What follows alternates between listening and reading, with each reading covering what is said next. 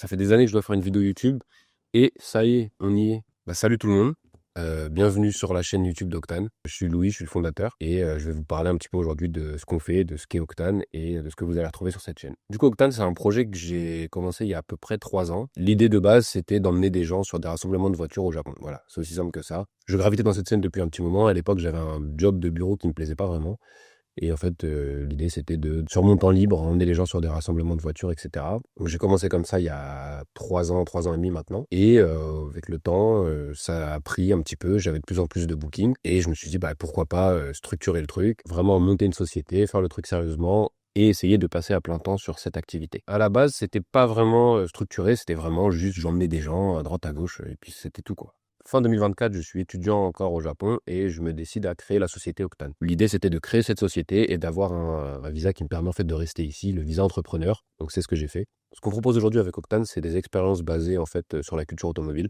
Donc, que ce soit des rassemblements de voitures, on fait des rides nocturnes dans Tokyo avec des voitures assez cool. Typiquement Skyline préparé, Supra, Mitsubishi Eclipse, pas mal de caisses très très cool. Je vous laisserai regarder ça sur le site. On voudrait aussi proposer à terme de la location de voitures. Donc en fait, vous pourrez conduire les voitures vous-même, nos voitures à nous. Et soit vous faites ce que vous voulez avec les voitures, vous les avez pour, 3, 6, 12, 24 heures. Ou alors des circuits où vous nous suivez, nous, on aura une voiture devant que vous pouvez suivre. Et en fait, on proposera différents circuits. Par exemple, un circuit sur les traces d'Initial D ou un circuit plutôt Tokyo by Night, ce genre de choses, rassemblement de voitures, etc. Et là, vous serez vous-même pilote. Là, on bosse là-dessus. Ça devrait être prêt normalement d'ici le printemps. Donc, bon, je m'avance peut-être un petit peu, mais idéalement, ça serait ça. Si vous avez, par exemple, des besoins un peu plus spécifiques, on peut aussi proposer, nous, des expériences sur mesure. Donc, vous nous contactez. On a pas mal de contacts dans plusieurs milieux, que ce soit le drift, les circuits, etc. On peut s'arranger aussi pour faire des expériences sur mesure. Ça fait un petit moment que je voulais faire cette vidéo, mais je trouve que la première année, c'était peut-être un peu tôt. On n'avait pas assez de recul sur ce qu'on faisait.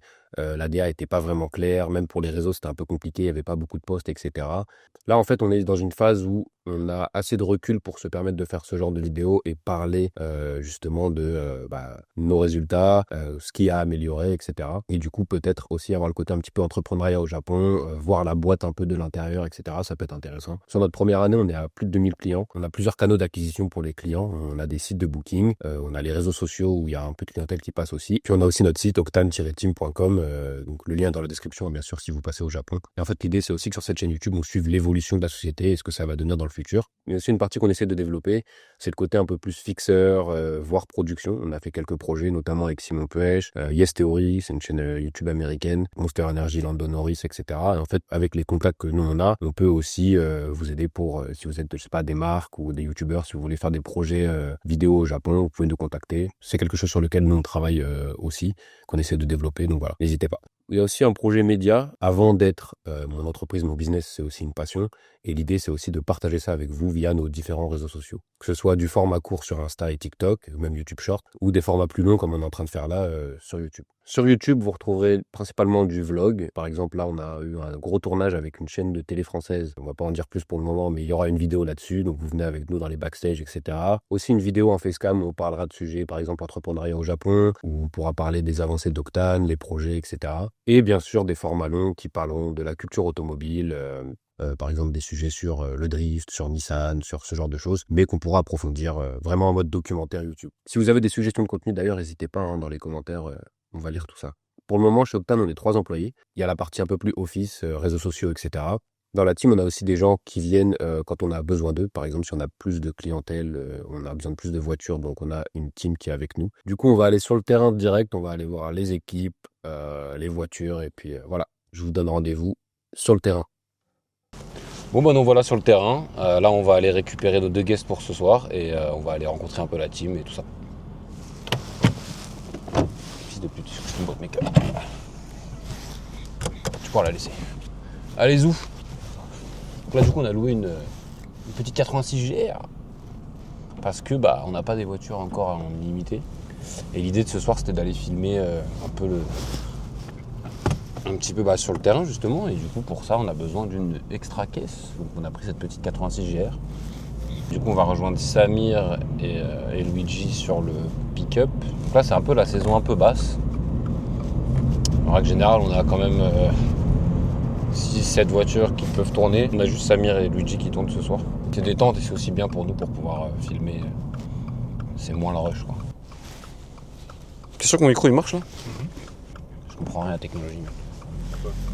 Je sais pas, je voyais pas qu'il était allumé. Ça pousse un peu plus la Skyline. T'as autant de chevaux mais ça fait 800 kg de moins. Genre. Du coup on a récupéré Enzo et sa copine dont j'ai oublié le prénom. Je vais lui redemander après.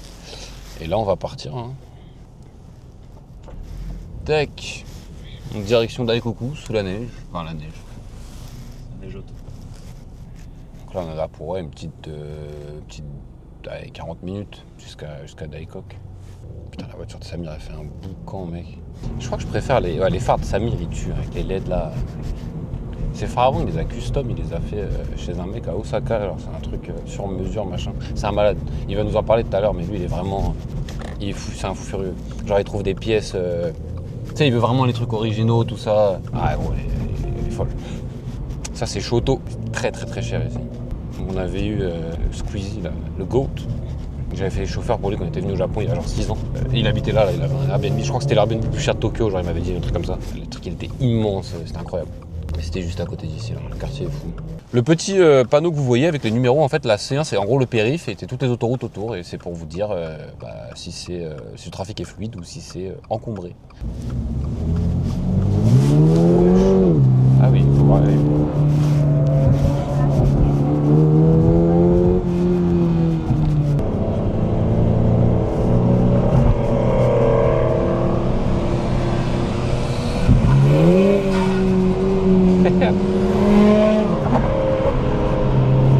Samir il est content parce que ça fait longtemps qu'il voulait tourner avec WOM.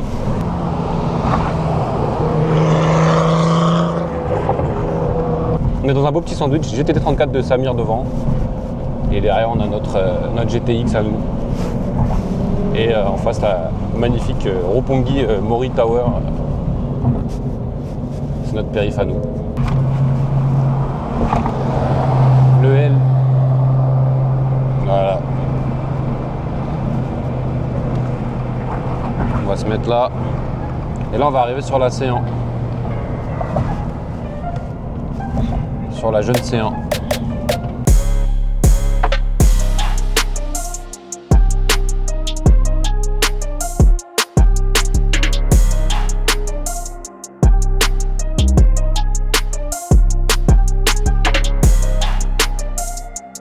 Au niveau d'Haneda, on est presque arrivé. Là, il y a Luigi qui va passer. Regardez-moi cette beauté. Et il y a Samir juste derrière.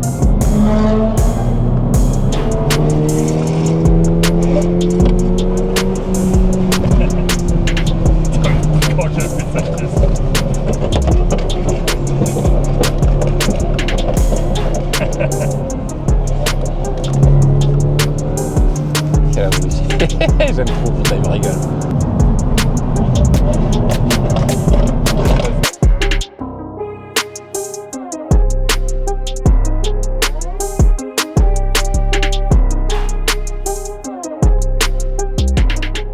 On est arrivé au bureau, ça y est. On va aller rejoindre tout de suite Samir et Luigi, on va voir ce que ça dit. Les guests de ce soir avaient l'air contents. C'est même Toy Story ça mon gars. Un peu Toy Story, ouais. C'est même complètement Toy Story. Bon ils sont où les jeunes? Attends, on va aller voir la voiture de Samir. Regarde. Ah. Il respecte pas le code de la route. Bon, c'était comment cette petite cette petite balade? Ah ouais. Et là, les voitures, c'est des stars. Hein. Ah, et putain, Ouais. ici, là, avec les caisses. Mais là, il y a un peu de tout. Même là, t'as de la GTR encore là-bas. Après, ouais, c'est sûr que celle-là, elle tape à l'œil, quoi. Mais c'est vrai qu'elle tape un petit peu à l'œil. Mais celle de Samir aussi, en orange, c'est unique. Grave. Et il a fait un tel taf dessus que... Bro, sorry, bro. Ça va quoi, Samir? Alhamdoulilah, toi. Ça va? Ça fait plaisir. T'as changé de veste? Là, je fais Ça, c'est vintage, ça. C'est rien du tout. FIR. C'est comme une GTR, mais c'est thaïlandais. Ouais, exactement. C'est une version Timu, comme ma caisse. GTA Timu. On veut juste faire vite fait le tour de ta voiture. Vas-y. Puis-je? Tu peux. Après, on fera le tour de la voiture à Luigi. Parle-nous un petit peu. Combien de temps que t'es au Japon? Là, ça va faire 1 an et demi que je suis là maintenant. Ouais. Et j'étais pas censé rester ici. J'étais censé acheter ma caisse et l'a modifié pendant une bonne année et l'a ramené en France. Mais la vie en a décidé autrement et je suis resté et là je suis là. J'ai toujours pas fini ma caisse. C'est du coup c'est une ER34, une GTT. Et Mais qui a tout d'une GTR. qui a pour l'instant, qui a de plus en plus tout d'une GTR, ouais, exactement. Qu'est-ce qui manque? Qu'est-ce qui manque? Il manque le moteur. Ouais. Ouais, qu'est-ce qui manque? Il manque une bonne prépa moteur. Qui est Par rapport prévu, non? Qui est prévu, ouais. Qui est prévu. Je ferai ça aux alentours de mars. J'ai encore beaucoup de taf sur ma caisse. Jusqu'à présent, ce que j'ai fait en un an, je suis plutôt fier. J'ai changé tout le body kit, j'ai élargi l'arrière, j'ai racheté un aileron. La peinture, moi, je sais. La peinture aussi, ouais, qui était pas du tout comme ça, qui était grise de base. Je pense qu'on montrera la photo, tu m'enverras la photo à quoi ressemblait la voiture de base. Je vous montrera à quoi elle ressemblait en septembre 2024. Et voilà, j'ai encore beaucoup de taf à faire dessus, mais voilà. Je sais pas que t'as Akram Junior, frérot. Ouais. Tu vois quand il va. Je suis Akram Junior. Exactement. Et t'as les. Alors attends, Ouais, ça, c'est le truc qui est fort, c'est que. Ouais, je te laisse expliquer le petit écran là. je vais la Vas-y. démarrer, ça va être plus simple. Mets le siège, tu veux, attends. Une des grandes différences qu'il y a entre la GTT et la GTR, c'est le milieu. En fait, la GTR, elle a un écran qui indique toutes les informations dessus, tout ce qui est du coup le tacho, le boost, etc. Alors que sur la GTT, de base, tu as que 3 gauges. J'ai installé du coup un écran qui réplique une réplique fidèle dessus de la GTR, qui du coup me donne plus d'informations, mon boost, du coup ma pression de boost. Mon tacho après je l'ai là, c'est juste mon tour par minute, pardon. Ma pression de l'huile moteur, la température de mon huile moteur, la température de mon pot, la température de l'eau, le voltage de ma batterie. Et tout ça, du coup, réuni en un seul écran, au lieu d'avoir plusieurs gauches, tu vois. J'ai rajouté ce détail avec carbone, toute la console centrale, histoire de voilà. Parce que j'ai pas encore touché trop à l'intérieur, j'ai pas fait grand chose. J'ai plus commencé par l'extérieur, histoire d'être plus vendeur du coup, pour les réseaux, etc. Et j'ai custom du coup les phares avant, je peux te montrer. Attends. Du coup j'ai modifié les phares il n'y a pas longtemps. Après j'ai beaucoup de gens qui kiffent, il y en a d'autres qui n'aiment pas.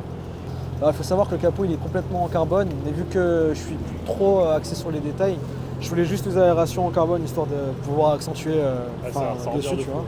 Mais du coup tout le capot est carbone. Et il y a juste le milieu que du coup j'ai pas peint, je sais pas si on peut voir. Mais en gros voilà, tout est carbone, full carbone. Mon aileron pareil à l'arrière, j'avais pas d'aileron quand je l'ai acheté de base. Et du coup j'ai mes deux montants qui sont du coup des supérieurs que j'ai mis en carbone.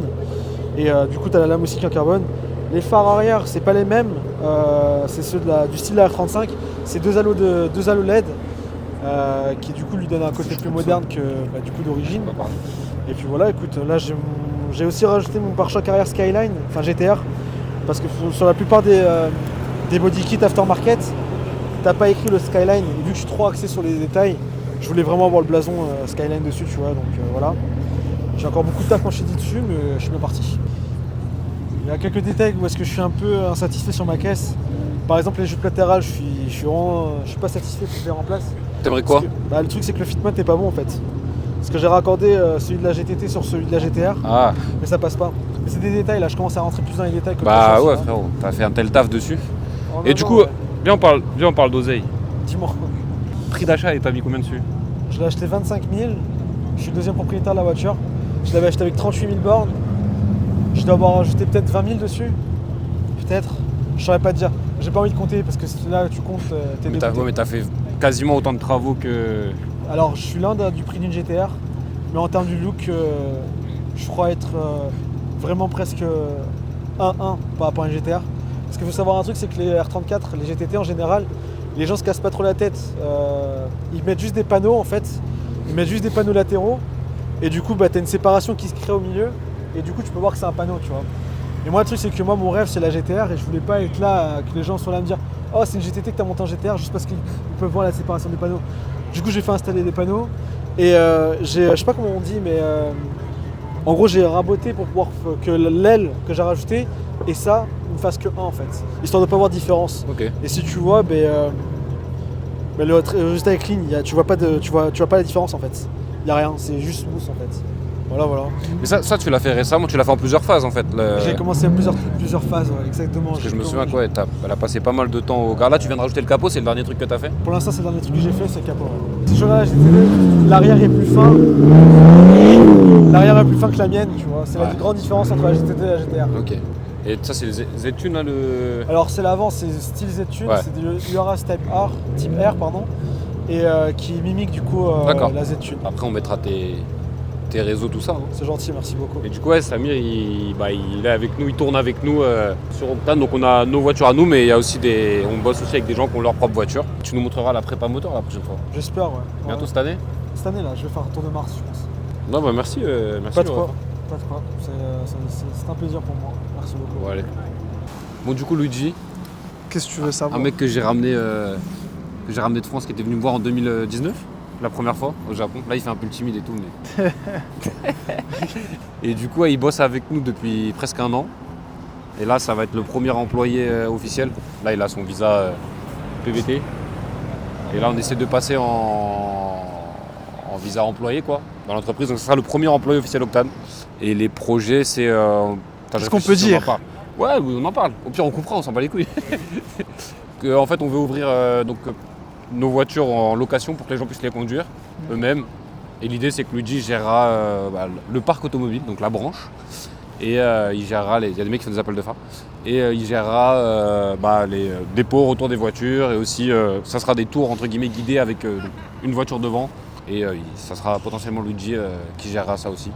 Donc voilà, donc le premier employé Où il y officiel. aura potentiellement plusieurs trajets, plusieurs formules pour les trajets qu'on Ouais. proposera. Mais- Pas trop, Faut mais, pas trop en dire. mais il n'y aura pas que Daikoku, bien évidemment. Non. L'idée, c'est que les gens puissent conduire les voitures et qu'on passe sur un plan en mode en location. Et en gros, voilà, l'idée, c'est qu'on ait un parc automobile avec 3 voitures pour commencer. Donc au moins un menu Whopper là pour commencer. Vas-y. On aura Refais. On aura un parc automobile avec 3 voitures pour commencer. Soit de la location où vous êtes free avec les voitures, soit de la location sur des circuits thématiques, on va dire. Mais j'en dirai pas plus. Mais normalement, il y aura plusieurs circuits, plusieurs trucs. Là, on est en train de cook. Là, on est dans la cuisine. On cook. Ça mélange. Et voilà. Mais là, du coup, on est en train de faire le visa à Luigi. Premier visa. Carrément, j'étais en galère de visa il y a 1 an. Maintenant, c'est moi, je fais des visas. C'est fou. C'est fort. Premier visa Luigi, deuxième visa Loris normalement. C'est ça le projet, hein. Carré l'équipe. Bon, j'espère que vous avez kiffé cette vidéo. N'hésitez pas à vous abonner, à lâcher un like, un petit commentaire aussi, ça aide pour le référencement. Et on va essayer de suivre le rythme d'une vidéo par mois. Donc à la prochaine.